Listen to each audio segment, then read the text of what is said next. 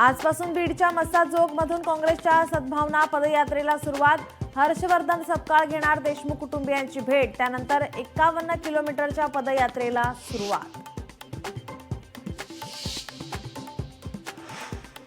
वनविभाग सतीश भोसले उर्फ खोक्याच्या मुसक्या आवळणार। सतीश भोसलेने अनेक मुक्या प्राण्यांची हत्या केल्याचं समोर, तर विदूर पोलीस स्टेशनमध्ये त्याच्या विरोधात गुन्हा दाखल।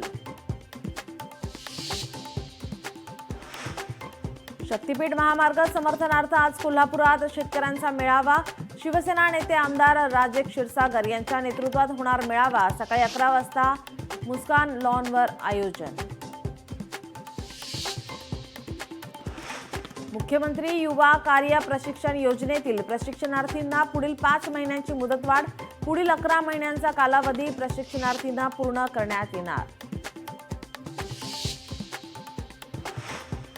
देवेंद्र फडणवीसांनी दिल्या लाडक्या बहिणींना महिला दिनाच्या शुभेच्छा। लाडकी बहीण योजना बंद होणार नाही, मुख्यमंत्री देवेंद्र फडणवीसांचं आश्वासन। महिला दिनानिमित्त लोकशाही मराठीवरही आज दिवसभर विविध कार्यक्रमांची मेजवानी। अबू आझमींचे विधानसभा अध्यक्ष राहुल नार्वेकर यांना पत्र। निलंबन मागे घेण्याची पत्राद्वारे केली विनंती। इतिहासकारांचा आधार घेऊनच वक्तव्य केल्याचं अबू आझमींचं स्पष्टीकरण।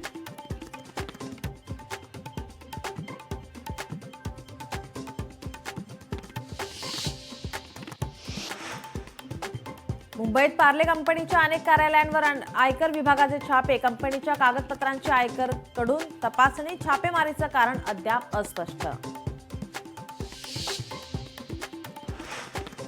मुंबई विद्यापीठाचा भोंगळ कारभार। विद्यार्थ्यांच्या पदवी प्रमाणपत्रावर विद्यापीठाच्या बोधचिन्हावरील मुंबई नावाच्या स्पेलिंगमध्ये मोठी चूक।